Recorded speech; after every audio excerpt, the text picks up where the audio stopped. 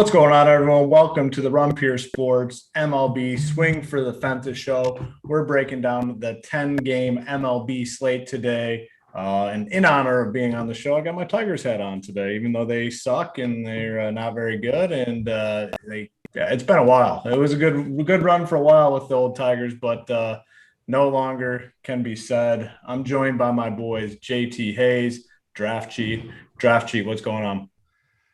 Not too much, man. I got to say, you're right about the Tigers. Like, man, they are bad. It's not just like traditionally bad. You know, you think of like bad hitting, bad pitching.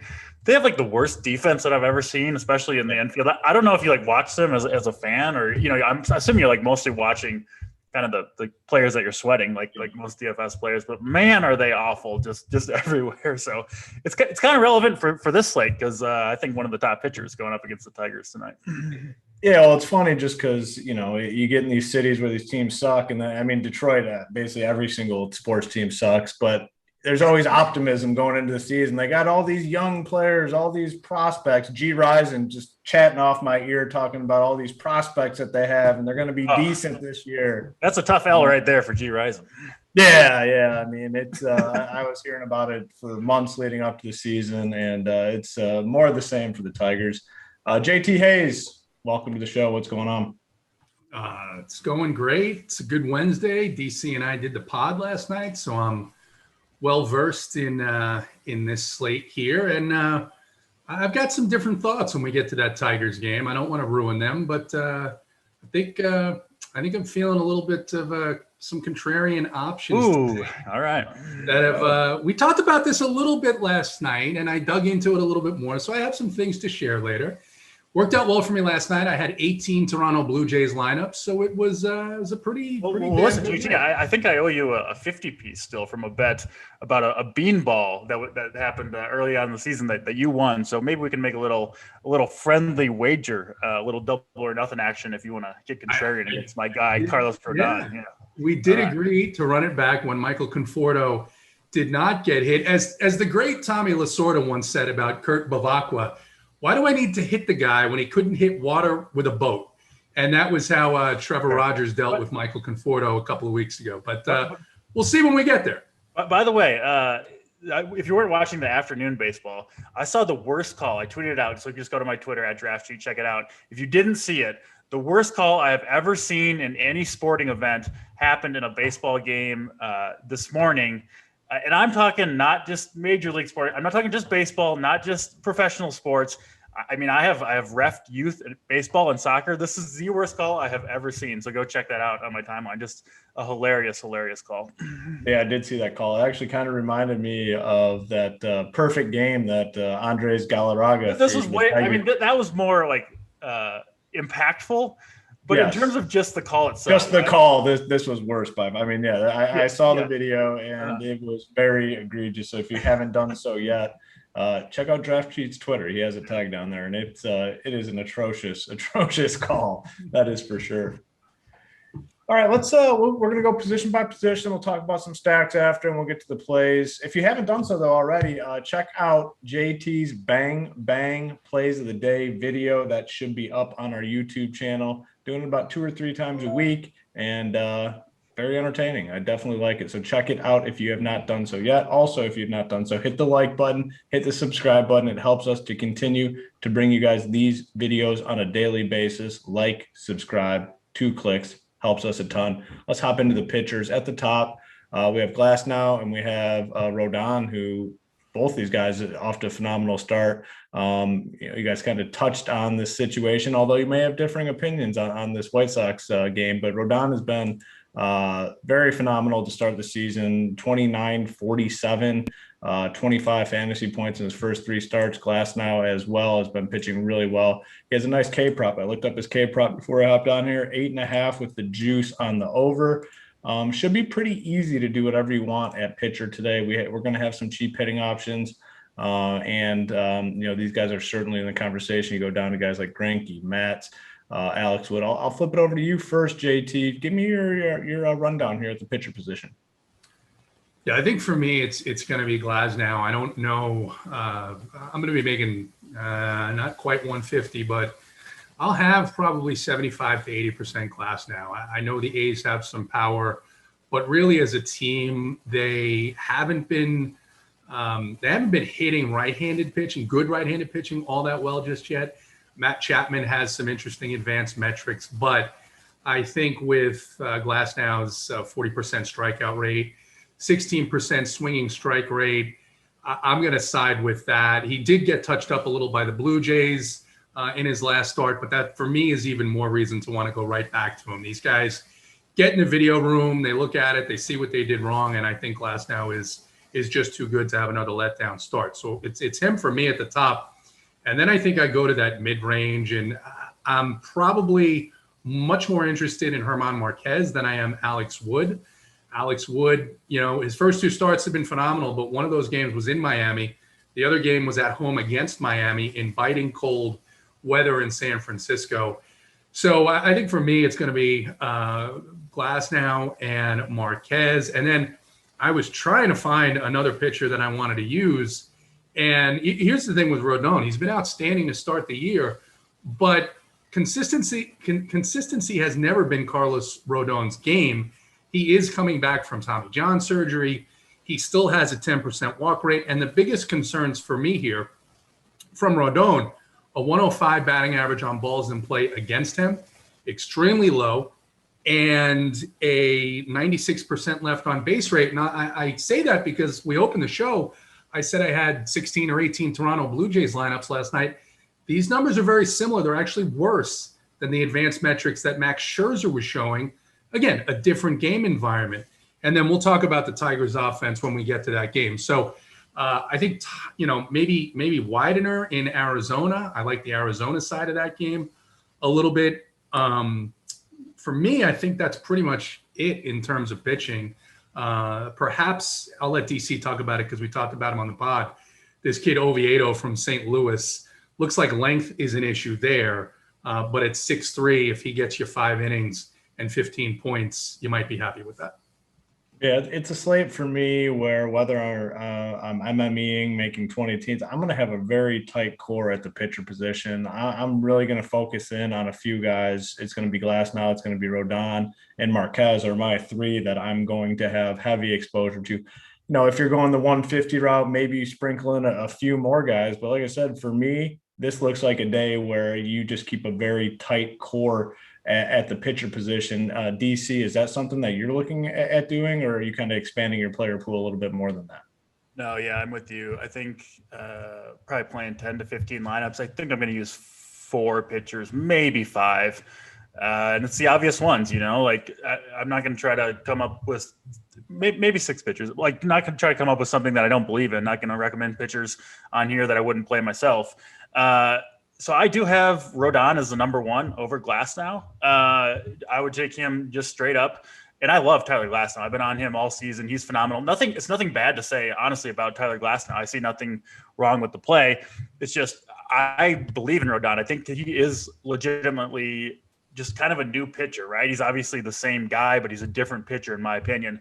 And I expect this run of dominance to continue for him. JT, you mentioned, some of the left on base stats and the BABIP up against, like, all true, but I'm not going to say he's going to have a 0.5 ERA the entire season, but the metrics that kind of back up the strikeout stuff, it's all there.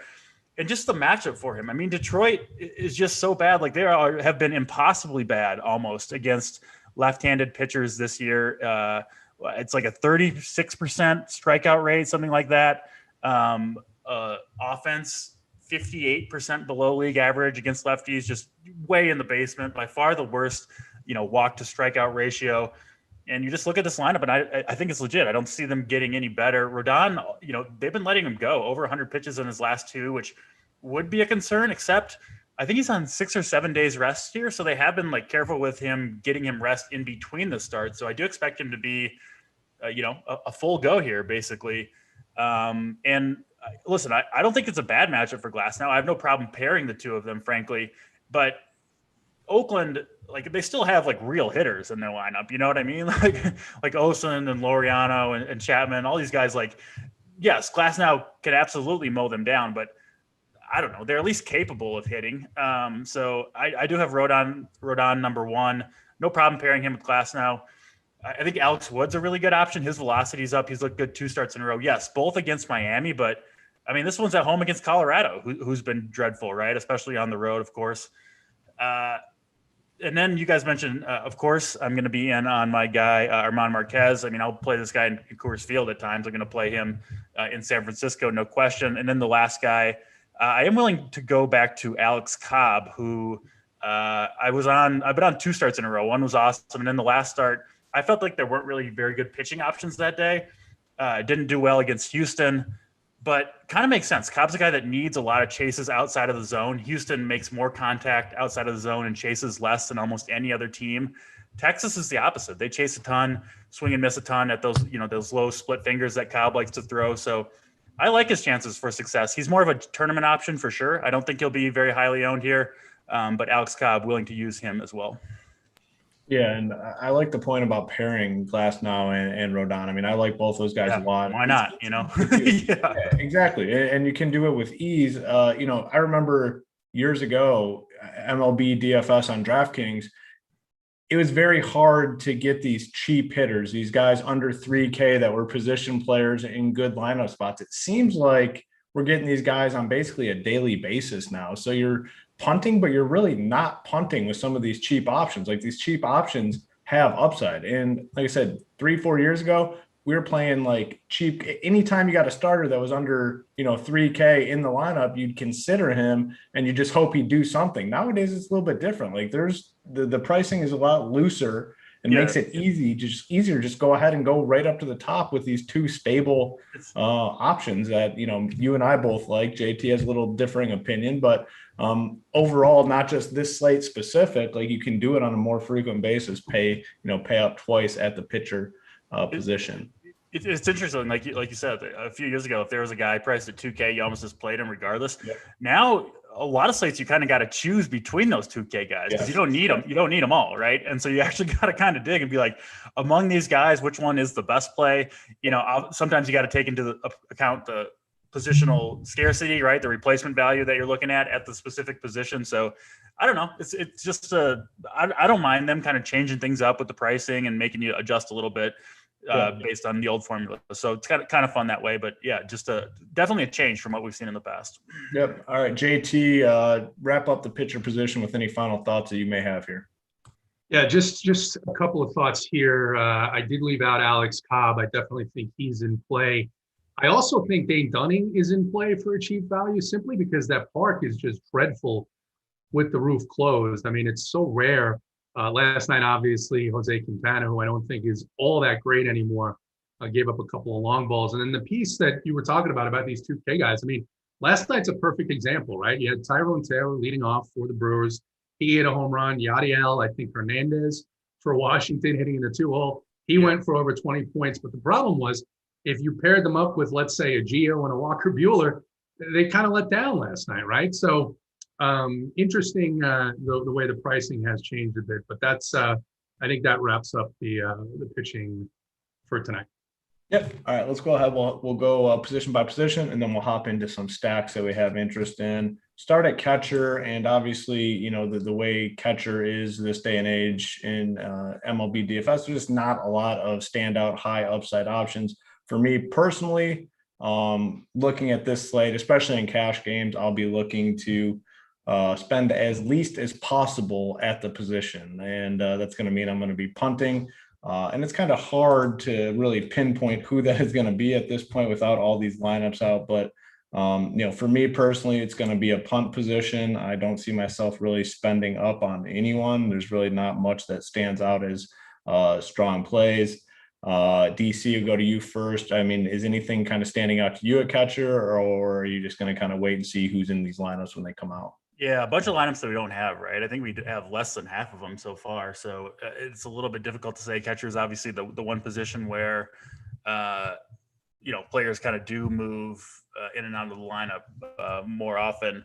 I did want to mention Oviedo for St. Louis. JT and I talked about him on the pod. I did get a chance to watch his 4 or 5 inning outing, the only one that he's pitched. So I watched that this morning just to see what's up. So I think that game's probably going to be rained out between Philly and St. Louis. But if it does clear up, I will have some exposure to Oviedo as kind of a deep tournament option. So just wanted to mention him also because Real Muto, I think, would be obviously a good option. But beyond that, if you're not on Rodon, I mean, Wilson Ramos, I think it would be worth taking a shot on him for the leverage. Carson Kelly, though, my number one guy, again, I'm with you, Hoop. I don't really want to spend, but Carson Kelly, he destroys left-handed pitching. And man, he is crushing it so far. This dude's hitting 340 with 6 home runs on the year. Like he's been legit. I know Weathers has been good too, but I've not fully bought into kind of this Weathers emergence. So Carson Kelly, my number one at 4,600, if he's in the lineup, of course. I mean, beyond that, it gets rough in a hurry. Pedro Severino, I think, is okay at 3,700. He's usually in the middle of that Orioles lineup, but there's really not a lot here, right? Yan Gomes, 3,500. And then, if there's a 2K catcher that starts that we're not anticipating, I got no problem with that pretty much no matter who it is, right? Because there are 2 pitchers, Rodon and Glasnow, that you want to spend up for. So I think that would probably be salary well saved to get those 2 stud pitchers into your lineup. Yeah, absolutely. JT, anything kind of standing out to you at the catcher position at this point? And like DC said, we only have about half the lineups here at this point, so it's really hard to fully pinpoint what's going on because this catcher position, in terms of day in, day out guys, it does fluctuate a lot for teams' lineups. So thoughts here at catcher? Yeah, I agree on Carson Kelly. Actually like the Diamondbacks quite a bit tonight.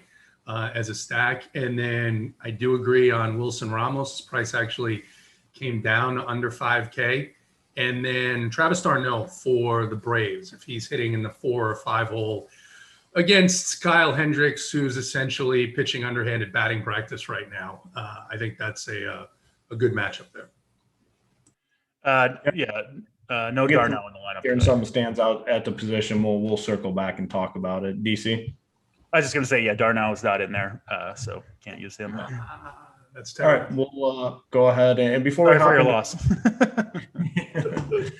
we hop into first base, I just want to let you guys know we have that promo going, RPS Heater 25, and we kind of brought it back in honor of DC's hot weekend a couple weekends ago. Shipped 50K, I believe a couple Sundays ago. So RPS Heater 25 is the promo code. If you choose any monthly package at Run Pure Sports, you'll get 25% off your first payment for that monthly subscription. So head on over to Run Pure Sports, check us out, RPS Heater 25. All right, first base position. And there are a couple names I think that stand out as a position. I'm going to talk about the guys that are probably more cash eligible. You guys can tell me, not going to be looking to them in tournaments or whatnot. But Ohtani, especially on DK at 4.2K, it's just a little bit too cheap for the upside that he's offering right now. I think he would have decent ownership, obviously, in this matchup. 4.2K. Another guy curious to see where he is in the lineup is Rowdy Tellez. I believe that's how you pronounce his name. If he is in that 4 hole, which could be the case in this matchup, I really like him at 3.4K. Did a good job with some of the pricing on these guys. Like if they had Vlad Guerrero after that 3 home run game, pretty cheap tonight. I mean, people will be all over him at 5.7.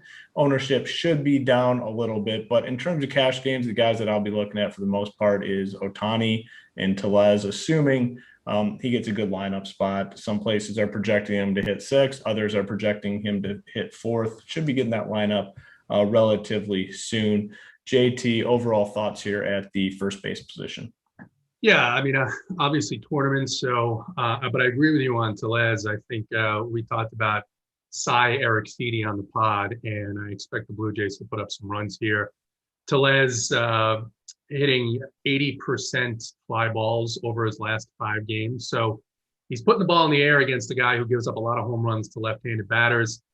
Freddie Freeman is expensive, but again, I like the Braves. And then I do like Asdrubal Cabrera for the Diamondbacks at that 3.6 price. That's pretty nice. Yeah, I like that. Good price point play there. 3.6K should be somewhere in the middle of that lineup, which would obviously be a good spot for him. DC, your thoughts here at the first base position?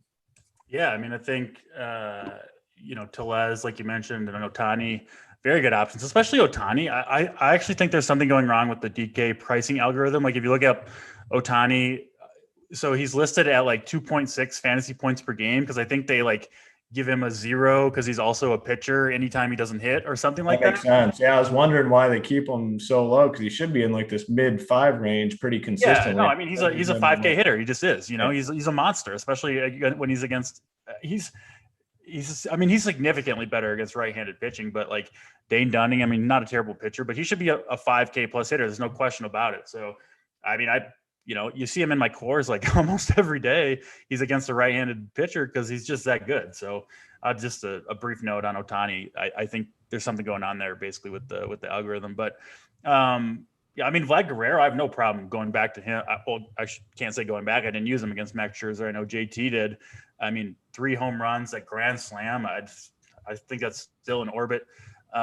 Dude's just been on fire. Eric Fedde, maybe you prefer him slightly against the lefty, but whatever. It's Guerrero. So I think he's probably the top option, just in terms of raw fantasy points if you're spending down a pitcher or something like that. Freeman, great option there too.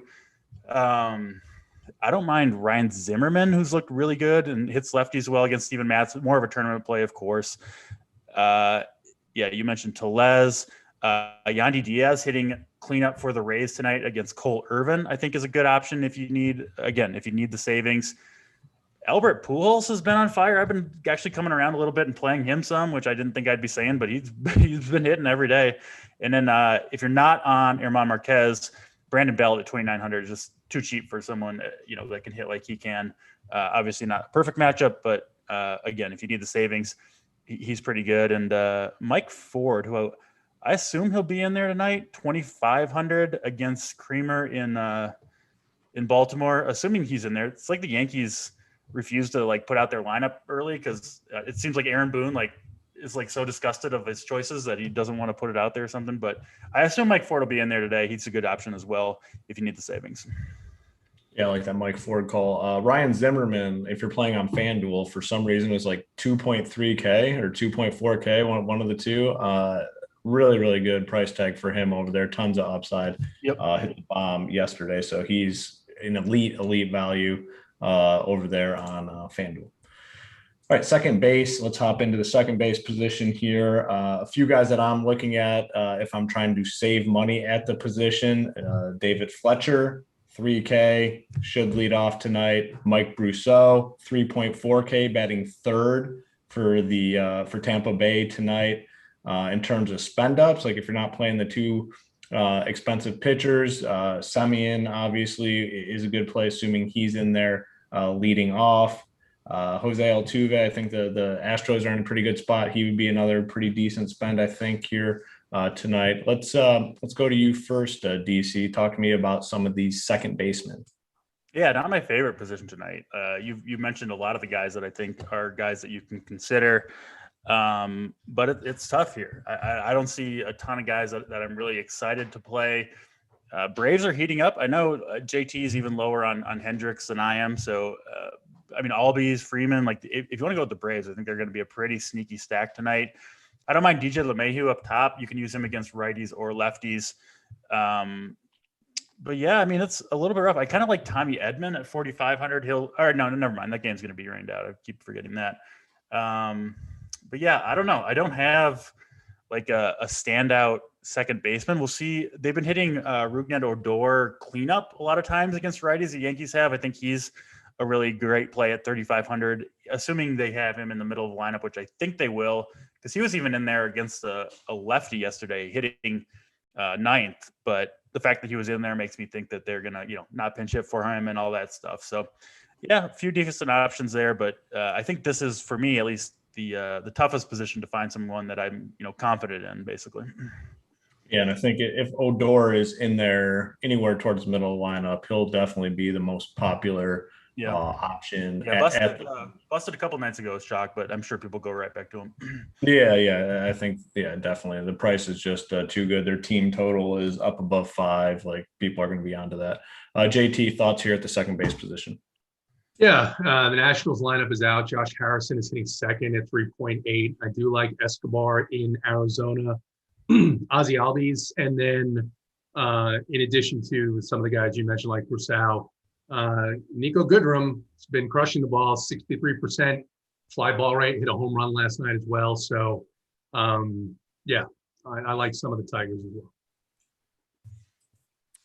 Yeah, it's just not the greatest position. Not a ton of standout plays. I mean, more likely than not, you're going to be finding some value options here, opposed to spending up. But I mean, that means spending up at the position could potentially be a contrarian approach. Let's go to third base, and some decent options here that we already have lineups for. Starlin Castro, 3.6K.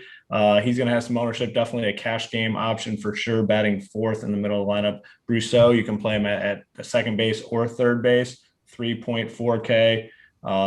If Ursula is in the lineup in the middle, he's only 3.2K. He will garner some ownership. Biggio is like basically the only Toronto guy that did not get priced way up. He's only 4.2K on DK. He will be a popular option. JT, you had already mentioned, is Drupal Cabrera. You can play him at third base as well, 3.6K. Spend up that I like. I kind of like the White Sox a little bit as a tournament option. Moncada, 5.2K. Let's go to you first, JT. Thoughts here at this third base position? Yeah, I think you can go a little cheaper at Austin Riley if you're stacking the Braves up. Escobar is third base eligible. Kyle Seeger is going up against Zach Greinke, but he's just been absolutely crushing the ball. He all categories, 65% fly ball rate. He's over 60% in a hard hit rate over his last 5 games. I think I mentioned Escobar is third base eligible as well. Yeah, I like Escobar as well. 3.6K should be in the middle of that lineup. There's another position where, I mean, we already have some value plays that you can take a look at. Not a ton that stands out in terms of spends. Another guy that you could definitely spend on would be Alex Bregman, 5.4K. That's going to be more if you're probably not playing those 2 top pitchers. So DC, give me your thoughts here at the third base position. Yeah, I mean, I think a couple guys you can spend up on. I like Juan Moncada from the left side here. Casey Mize, a former number 1 overall pick, but the results just haven't been there for him, in either of last year or this year. He just can't. That's one of the dudes that G. Risen was talking to me about nonstop. Yeah. I mean, I get it, like he's a number 1 overall pick and looked pretty good in the minors, but he just doesn't. I watch him pitch, and hitters just look really comfortable against him. You know what I mean? I'm not afraid to use hitters against him whatsoever. So I do like Juan Moncada up top there at 5,200. You guys mentioned Escobar, who's been just on fire all season long. Hard to go wrong there. And then Manny Machado. I like the Padres a lot tonight. I know Taylor Widener has had on the surface success, but digging into him a little bit today, I'm not buying it at all. I think he is due for some massive regression. Gets a Padres team that went a little bit quiet yesterday after, that big series with the Dodgers. They go on the road, and you can kind of understand maybe a little bit of a lack of focus from the hitters. But I would expect that to be a 1-game thing and bounce back here. I think it's a pretty good spot against Taylor Widener. I was a little bit interested, JT, when we did our pod last night, just looking at the surface numbers for a pitcher that I just didn't know much about coming into the year. Digging into him, it was kind of like I came to a conclusion. Well, there's a reason I didn't know much about this guy. I don't really think he's any good. And so far, I think mostly just been getting pretty fortunate. The batted ball data isn't great. Minor league track record isn't great. He's going to walk too many guys. I think he's going to give up a lot of home runs going forward. So Manny Machado, I think might go a little bit overlooked at 4,900, right versus right against a pitcher that's looked pretty good so far, at least in terms of these surface stats. So I do kind of like that spend up on Machado there.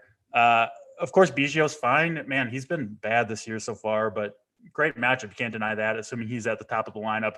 I assume he'll be popular, but I think my favorite play is Machado, just with especially in tournaments with what I anticipate will be some low ownership.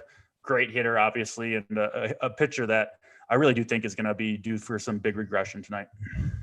Yeah, and the Padres, one of the 2 later games on the slate, that will potentially lower the ownership on some of these guys as well. So I do like that Machado call. I guess that's a good segue into the shortstop position, because if you like Machado, I'm assuming that you have some interest in Fernando Tatis at 5.6K. Shortstop is typically a position where we don't have, many elite spend up options. Today is a little bit different though. You have Tatis, you have Trey Turner, who's going to be probably the most popular guy at the position, coming off the 2 home run game, gets the lefty today, 5.1K. I think he, like I said, is going to be very popular today. Torres, depending on where he's at in the lineup, 4K. If he's in the middle, I definitely think you can look to him. Bichette is another guy to potentially spend up on if you think Toronto is going to have a big day, like I think most of us do.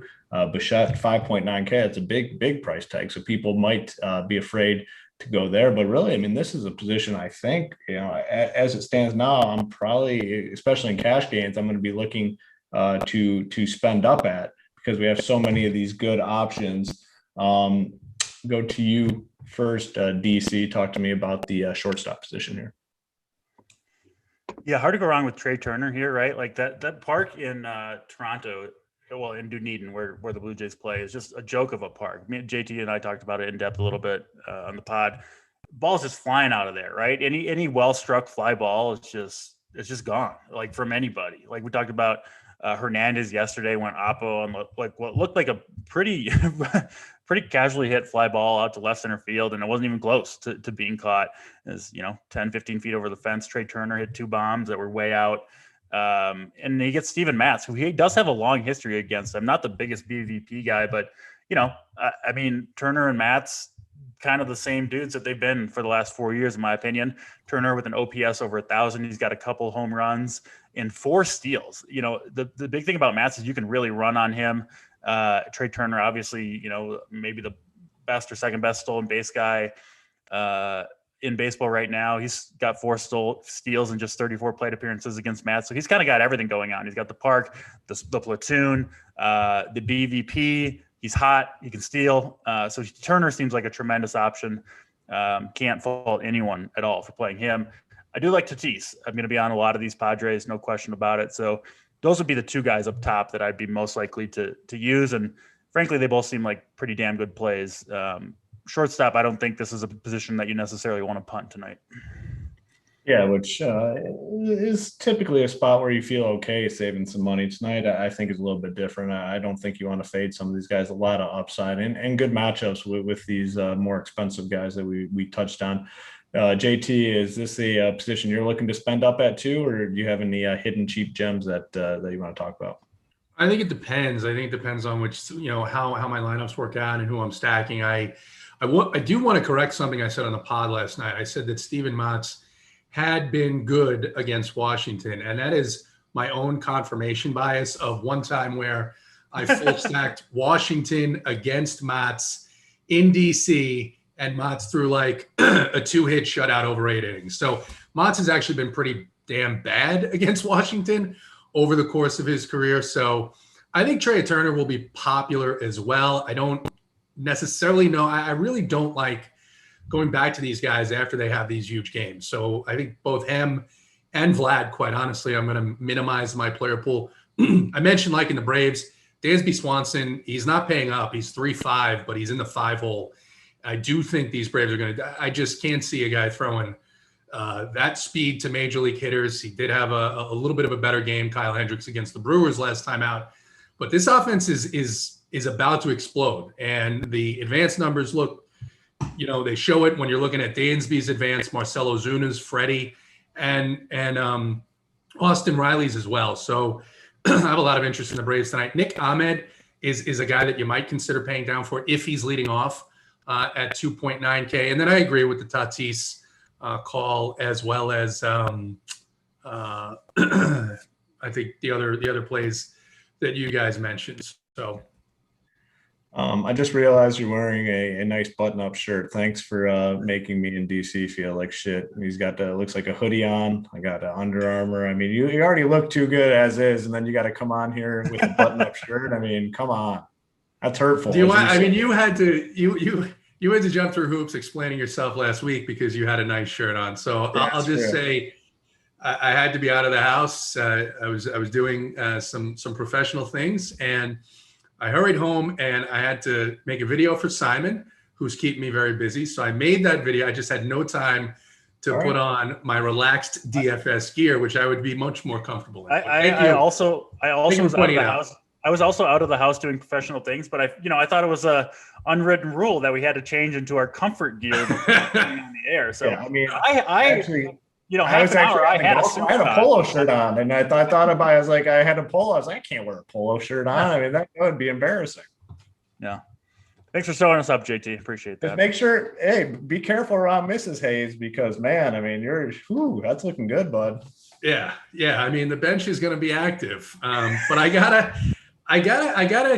hate to do this, but our guy D-Rock, who we love, who's an excellent analyst here, he's in the chat saying Hendricks was a Cy Young Award finalist throwing in the 80s. That's true. That is factually true. Okay, but he was throwing 89. Yeah. And 88. Yeah. He's throwing 84 and 85. I mean, first of all, I still touch 83. Okay. I'm not going to be pitching against the Braves. They're going to shellac me. So give him another mile an hour. I don't care where he puts it. They ran him all over the yard in Chicago. What's he going to do differently tonight, DC, that's going to result in a different result? Man, JT, you put on one button-up shirt, and all of a sudden you're comparing yourself to former. I'm just saying. Kyle Hendricks. I guess I got to start dressing a little better. We got to change our dress. We got to change the dress code here. With that sort of confidence in my life, that's man. The confidence we want at Run Pure Sports. Yeah. That's exactly what we want. Comparing ourselves to Major League Baseball athletes. It's more a comparison of how Kyle Hendricks really, this is his last go around in Major League Baseball. He's going to be out of the game pretty soon.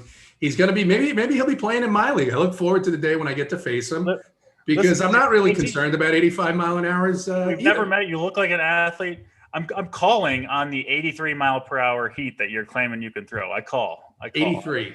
It's a very specific number. Have you tested? Have you hit the gun recently? Yes. The next Run Pure Sports event, we got to order a speed gun or whatever you call it. Radar gun. There you go. Radar gun. Yes, we got to get the radar gun out. I'm getting second place in that contest, by the way. I can touch the mid 70s, but no way, JT's hitting 83. I'm a mid 70s guy. So we might be number 2 and 3, DC. All right. Yeah, I didn't know. What I'm looking at the rest of the people on the squad. I don't think anyone else is hitting about 45. No, yeah. I may have to record a little video for you this weekend. Our opening Saturday game is this weekend. Yeah, you can change the heat play of the day. There we go. When you're touching mid 80s. D-Rock is going to send me a Hendricks shirt to wear on the show if he shuts down the Braves. If he shuts down the Braves, I mean, I would say, I don't know. It's not happening. So whatever you want. If he shuts down D-Rock's a Cubs, like he's a big Cubs fan. Yeah, like he strikes me as like he is a loyal hometown sports person. Like he is going to defend his hometown teams, right? No question. Yeah. That's so we expect that out of D-Rock. That's all right. We love D-Rock. But I played Hendricks once this year. I think it was the first slate of the season when he was like super popular. And I know for a fact that did not work out very well. Like that did not work out very well at all. So how many points in the negative did he get that day? Had to be a lot because I think he gave up like 4 in the first inning, and I don't think he struck anyone out. So it was not a fun day. All right, let's hop into some outfielders. Obviously, tons of guys here, tons of dudes to cover, tons of guys potentially in play. Without, we don't have the lineups on a lot of these guys. Here are some cheap guys, though, at the top of the order that you may want to consider tonight as value. We talked about in the opening how, 3 years ago on DraftKings, if you got a guy in the 2K range that was starting, you almost always played him. Here's some outfielders. Manuel Margot batting second, 2.7K on DK. Willie Calhoun batting leadoff, 2.9K. Brad Miller batting leadoff, 3.2K. Austin Hayes batting second, 2.8K. Those are some cheap guys that we already have, and we could potentially get some more. In terms of spends, a guy that is now going to be pretty popular, and this isn't even really a spend, but Kyle Tucker, he's 4K, batting fourth. That lineup just came out, batting fourth for the Astros. He is going to have a lot of ownership today. Alvarez is not in the lineup. He was a guy that's kind of popping on some of these projection sites. I can take a look at some of the Toronto guys. If Gurriel Jr. lands a good lineup spot, 3.7K. You got Ohtani you can play also at in the outfield, 4.2K. If you have another first baseman that you like a little bit more. It's a lot of options here. Obviously, we have the Yankees guys are priced up a little bit more, but Stanton 4.9K. So there are a few guys to consider. We'll go to you first, JT. Talk to me about some of these outfielders. Yeah, I mean, obviously, I'll start with the higher priced range here, and Marcell Ozuna. I talked about him a little bit when I was talking about the Braves. He's doing everything except hitting the ball out of the park right now. And I mean, his walk rate, his fly ball rate, his hard hit rate, and that tells me that he's going to come out of this. And what better night than tonight when batting practice extends into the actual game? So I like Ozuna a lot. I think obviously if you're stacking that, you can you're going to play Acuna as well. Guillermo Heredia is a guy at 3-1 who's down in the lineup that if you're going to stack a team like the Braves makes a lot of sense at 3-1. I think on the Arizona team, Pavin Smith maybe leading off. Outside of the other names, I mean, you talked about the Tampa Bay guys, Arozarena leading off at 4K, Margot. And then, Bryce Harper is obviously hitting the ball very hard. That game may get rained out. 67% hard hit rate over his last 5 games. And then another guy that I know that you guys and almost nobody's going to be on, but hitting 7 for the Tigers, Victor Reyes, 56% hard hit rate over his last 5 games. So those are just a handful of the guys that I'm interested in. Yeah, I mean, look at all these Tigers recommendations, man. G. Risen would be proud. I'm going to get to that. I want to get to that. I mean, we need to get G Risen on here for the up and smoke play of the day. I mean, I'd have a feeling you and him might be on the same page tonight. DC, talk to me about this pitcher position. Outfield, I assume you mean? Definitely not the pitcher position. Yeah, we're talking outfield. I mean, we can run it back. That's all right. Yeah, let's run it back. Let's redo it. You might have to reconsider Rodon after all this JT Tigers love. Yeah. All the Angels outfielders, I'll start with that. Trout, Walsh, Ohtani, and Justin Upton, I think are all very good plays. I sometimes find myself running out of lineup spots to put the Angels. We'll see in St. Louis. Bryce Harper obviously would be a good play. Ronald Acuna, for me, kind of put to bed any health concerns with the home run yesterday that went 10 miles as well. I also got to say, Yordan Alvarez, I posted in chat yesterday morning that if Yordan Alvarez didn't get at least 25 DK points, I would agree to hang out with Holden for 1 week straight, which now I'm going to have to do. But now Yordan Alvarez out of the lineup, he's faking sick, just like I'm going to have to do, faking sick with the health and safety protocols. So I get it, Yordan Alvarez. I'm going to be doing the same thing. I hope you're well. Get well soon. But you gave me a good idea. I'm also going to have to fake like I have COVID to get out of fulfilling my bet obligations on that one. Always a lot of options in the outfield. I really like the San Diego guys. I've talked about them a lot. Will Myers, Trent Grisham. Who's their last outfielder? Don't recall off the top of my head. I think Fam's out. So we'll see. Yeah. But Kyle Tucker, I think, as you mentioned, Hoop, a fantastic option there. Just a lot of places you can go in the outfield, of course. Joey Gallo, again, I do like Alex Cobb, but Gallo kind of got off the schneid yesterday, hit a home run. He's always a massively high upside play. If he's able to kind of lay off some of those Cobb pitches outside the strike zone and get a fastball, that could be hit a long way. So I do like him quite a bit as well. Yeah, I mean, Gallo's just a guy, as long as he's not in just a brutal matchup, I mean, you should consider playing him, especially if you're MMEing, if you're building. Yeah, more of a tournament play, though, right, from night to night, because he does get a lot of zeros, but, man, so much upside. Tons of upside, absolutely. And good price. I mean, 3.7. I definitely like him tonight in tournaments. All right, let's hop in and talk about some full stacks that we have interest in. And, I mean, for me personally, it kind of varies site to site. On FanDuel, like the Toronto Blue Jays are all priced like really, really cheap. they will be really popular on FanDuel. But like we've talked about on the show, the spot is just so good for the Blue Jays. So I'll still be looking to get exposure to them despite their popularity. On DK, though, the prices are up there, so maybe they won't be as popular. We do need to see that lineup still. A stack that I like kind of under the radar that I don't think is going to be very highly owned is the White Sox. DC, you talked about Casey Mize and how he might not be as good as people think. I'm kind of leaning that direction as well. And you look at this White Sox lineup. They have a lot of guys that can, make him pay the price. So I really like the White Sox. And then the last one that I'm going to talk about is the Padres. I'm on the same page as you. I really like the Padres here tonight. I like targeting these teams that play in these later games where you might not have, as high a ownership as you would potentially get if it was like a 7 p.m. Eastern game. And that's kind of what I think you get here with the Padres. Only 2 late games. So give me the Padres as well. So like the 3 that I'm kind of targeting: Toronto, Chicago White Sox, and the Padres. JT, talk to me about some of your. I think I know where you're going, man. You're on the. Let me try. You're on the White Sox, or you're on the Tigers as a unowned stack tonight. You're on the Diamondbacks as another. I think they're going to come in pretty low owned too. Because a 4-team total here, you have a lot of teams that are over 5. Those are your 2 for sure. That under the radar. I'm not sure on the rest. So talk to me about your stacks. Yeah, so I talked about the Braves too enough. Like I said, their advanced metrics. I just think I'll tell you this: when the Braves explode, it's going to be for one of those 15 or 16 run games, and you want to be on it. We saw that 4 or 5 times last year, and I think this is a potential spot for that. So Braves, you're right about the Diamondbacks.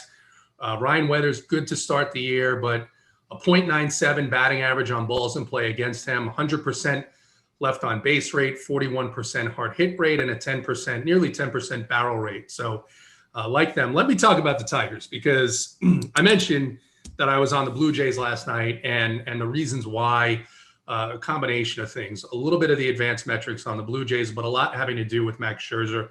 And talked about the similarities between Carlos Rodon and Max Scherzer. Different hitting environment, and the projection is that it's going to be a little wet there. They may have to play through some light rain as well.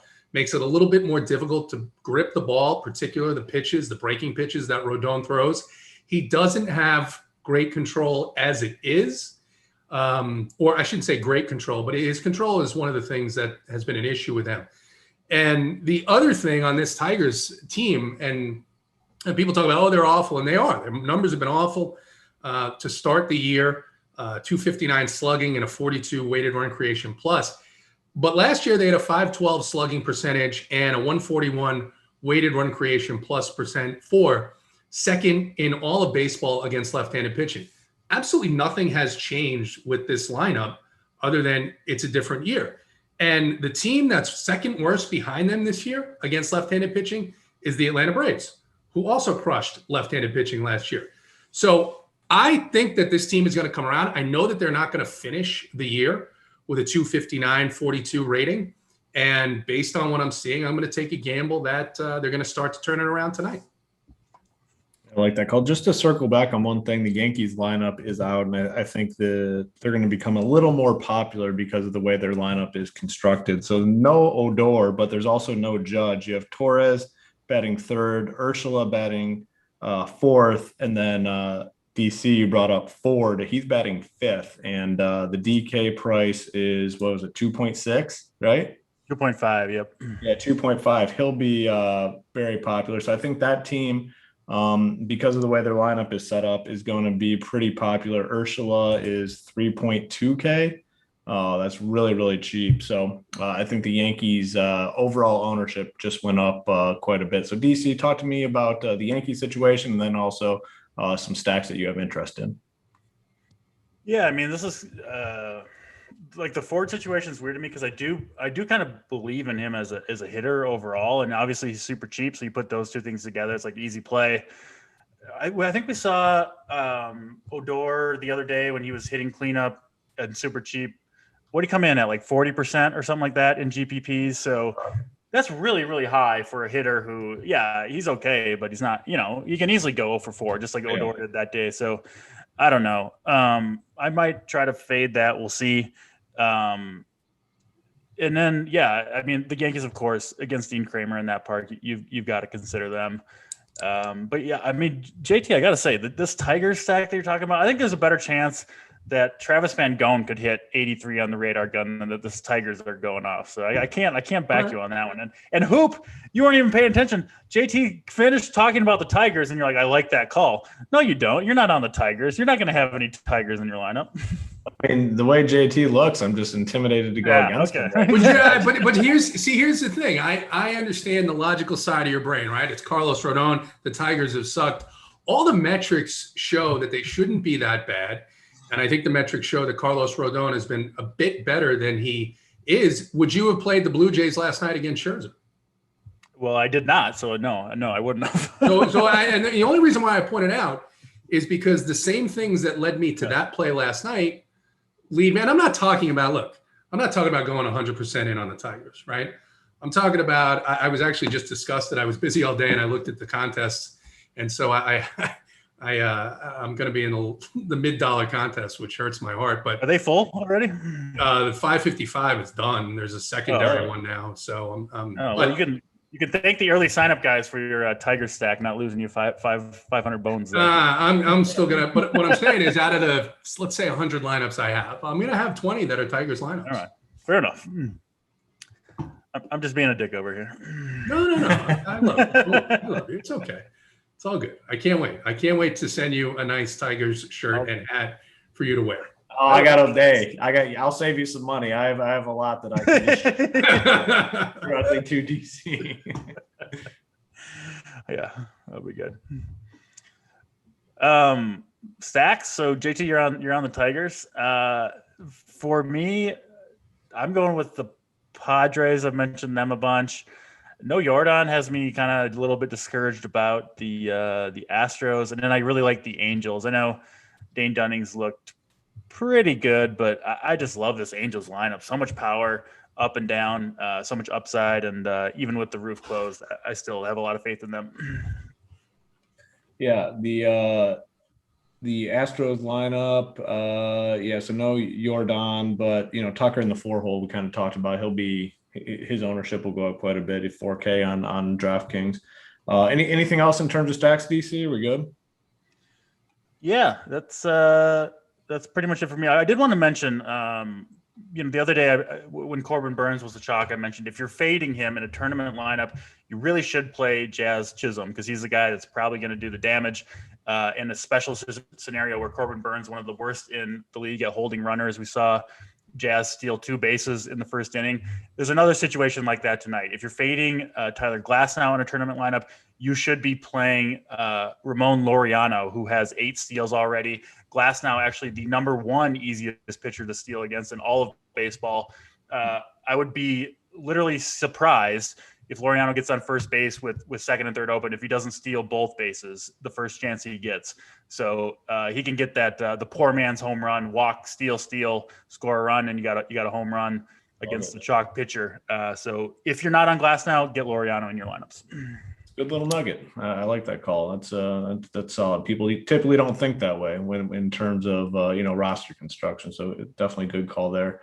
Yeah. Just a reminder, we have that partnership going with SuperDraft. If you go over to SuperDraft, sign up, use the promo code RUNPURE. You'll get a match up to $100 on your deposit. We have a section in the core plays right up for SuperDraft plays. So head on over to SuperDraft and use the promo code RUNPURE for a match up to $100. All right, we're going to go and get into the plays of the day. We'll go to Draft Sheet first with the Mom's Basement play of the day. Who do you got for us? Ooh, some good options here. Pitcher, after a little back and forth, I got to go with my guy, Carlos Rodon. I do have him as the number 1 overall guy over Glasnow. And, I just mentioned it, but I'll go with Ramon Laureano there for the Oakland A's. Again, I won't have him on all my teams just because I'm going to play some Glasnow, but on lineups I don't. He's going to be a priority to get in. I suspect you'll get him, 1 or 2% owned, something like that against Glass now. And he'll be unowned. He is batting he's batting third, so maybe a little more ownership. But whatever it is, he will steal second and third if he gets a chance. I'll say that. All right, we'll go to our boy JT with the Eiffel Tower play of the day. Who do you got for us, JT? Yeah, I talked about the advanced metrics for this player. I usually like him a little more against left-handed pitching, but again, I don't think that Kyle Hendricks has anything to fool these guys with. Marcell Ozuna is going to come out of his slump tonight. Love it. Any pitcher call for us? No, I think, it's hard to really get a lower-owned option tonight. I don't really want to, even though that lineup is a little bit obviously different without Jordan. I'm not interested in going all the way down to Dunn. I don't know. I mean, I hate the park in Texas more than I love the Angels offense, and especially coming off of a start where he got dragged by the White Sox, an organization that knows him, very familiar with his pitch mix. I really don't mind Dane Dunning at that price point if you wanted to go lower. Cool. All right. And then I'm going to go to myself with the 4X play of the day, and it's going to be Yoan Moncada. Really like Moncada, really like the White Sox today. I think they're going to be a sneaky stack that could potentially get it done for us tonight. So give me Moncada. Man, we kind of flew through this. It's amazing what happens when you don't have a host that sits and talks about carpet munching and doing edibles, right? I mean, you can cruise right through the slate, huh? Hey, it'll work. All right, we have the boys talking basketball after this, the NBA Hardwood show. I believe it's BigT, Title, and Mangone. And then we have JSU and Holden taking you guys up to lock, answering any questions about the NBA slate. They touch on MLB as well. It's part of the premium product over at Run Pure Sports. But that's going to do it for us, for Draft Cheat, for JT Hayes. I'm Hoop. Good luck tonight in your contest.